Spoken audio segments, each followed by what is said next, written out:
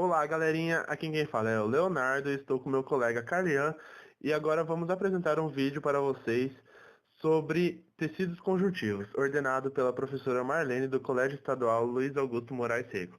Vamos lá! Oi pessoal, eu sou o Caian e agora nós vamos falar sobre os tecidos conjuntivos. Os tecidos conjuntivos apresentam elevada quantidade de substância intercelular e originam-se do mesenquima, que é um tecido embrionário. Os tecidos conjuntivos têm origem mesodérmica, caracterizam-se morfologicamente por apresentarem diversos tipos de células imersas em grande quantidade de material extracelular, substância amorfa ou matriz, que é sintetizado pelas próprias células do tecido. A matriz é uma massa amorfa, de aspecto gelatinoso e transparente. É constituída principalmente por água e glicoproteínas e uma parte fibrosa, de natureza proteica, as fibras do conjuntivo. Suas funções são preencher, estabelecer conexão entre os diversos tipos de tecido ou órgãos, transportar substâncias, auxílio na defesa e proteção contra partículas externas. É constituído por amorfas e fibras. Existem três tipos de fibras: colágenos, reticelulares e elásticas. As fibras colágenas são constituídas de colágeno, talvez a proteína mais abundante no reino animal. São grossas e resistentes, distendendo-se pouco quando tensionadas. As fibras colágenas presentes na derme conferem resistência à nossa pele, evitando que ela se rasgue quando esticada. Existem tecidos conjuntivos especializados também, como é o tecido elástico, o reticular, o mucoso, o embrionário e o adiposo. Temos também a cartilagem, o osso e o sangue, mas agora nós vamos falar somente do elástico.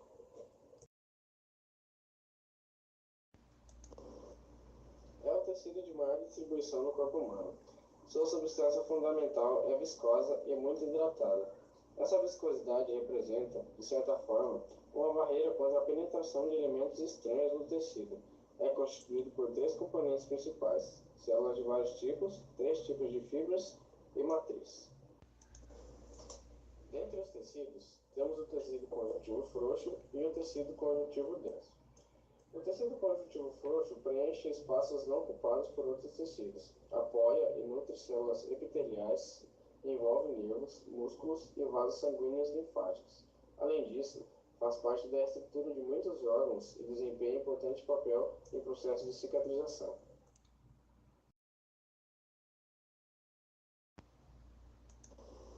Já no tecido conjuntivo denso, há predomínio de fibroblastos e fibras colágenas.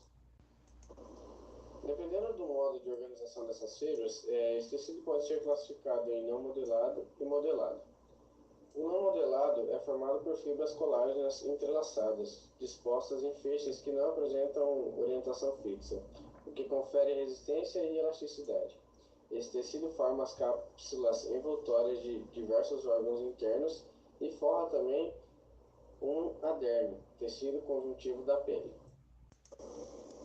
Já o modelado é formado por fibras colágenas expostas em feixes com orientação fixa, dando ao tecido características de maior resistência à tensão do que as dos tecidos não modelados e frouxos. Ocorre nos tendões, que ligam os músculos aos ossos, e nos ligamentos, que ligam aos ossos entre si.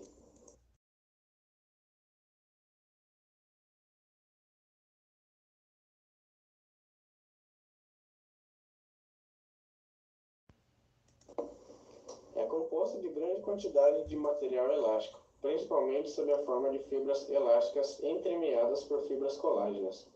O material elástico confere a essas estruturas uma cor amarelada. As fibras elásticas são longos fios de uma proteína chamada elastina. Elas conferem elasticidade ao tecido conjuntivo frouxo, completando a resistência das fibras colágenas. Quando você puxa e solta a pele da parte de cima da mão, são as fibras elásticas que rapidamente devolvem a pele à sua forma original. A perda da elasticidade da pele, que ocorre com o envelhecimento, deve-se ao fato de as fibras colágenas irem, com a idade, se unindo umas às outras, tornando o tecido conjuntivo mais rígido.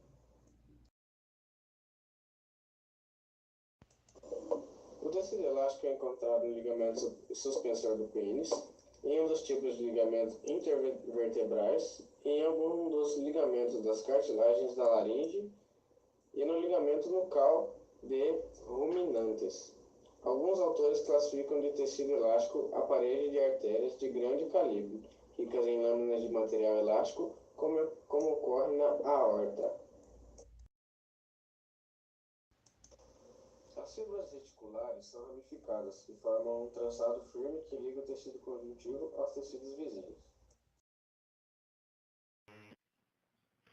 Tecido reticular é encontrado nos órgãos que têm função hemocitopoética, representados pela medula óssea vermelha e por órgãos linfáticos. O tecido mucoso é um tecido conjuntivo no qual predomina amplamente hialuronato sobre outras moléculas da matriz. Essa molécula garante muitas das propriedades do tecido conjuntivo, entre as quais a retenção de grande quantidade de água nesse tecido e que é importante para a difusão de outras moléculas pelo tecido conjuntivo.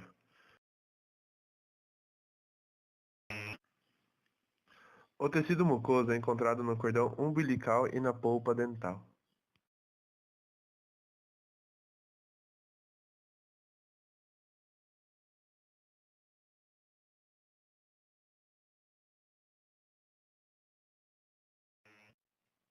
Agora irei falar um pouco sobre o tecido adiposo. Nesse tecido, a substância intracelular é reduzida e as células ricas em lipídios são denominadas células adiposas. Ocorre principalmente sob a pele, exercendo funções de reserva de energia, proteção contra choques mecânicos e isolamento térmico. Ocorre também ao redor de alguns órgãos, como os rins e o coração.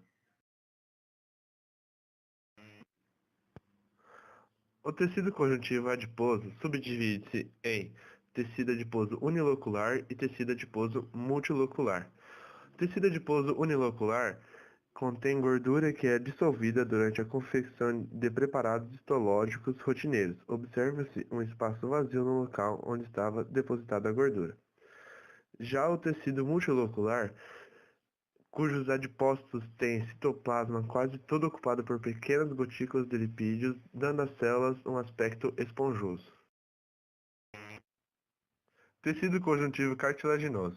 Sua formação é constituída por condroblastos, que produzem as fibras colágenas e a matriz com consistência de borracha. Após a formação da cartilagem, a atividade dos condroblastos diminui e eles sofrem uma pequena retração de volume, quando passam a ser chamados de condrócitos. Cada condrócito fica encerrado no interior de uma lacuna, ligeiramente maior do que ele, moldada durante a deposição da matriz intercelular. O tecido cartilaginoso, ou simplesmente cartilagem, apresenta como características consistência firme, mas não é rígido como o tecido ósseo. Tem função de sustentação, reveste superfícies articulares facilitando os movimentos e é fundamental para o crescimento dos ossos longos.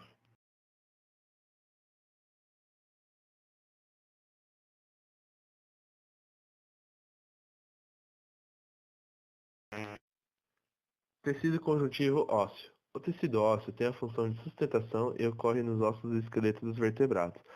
É um tecido rígido graças à presença de matriz rica em sais de cálcio, fósforo e magnésio. Além desses elementos, a matriz é rica em fibras colágenas que fornecem certa flexibilidade ao osso.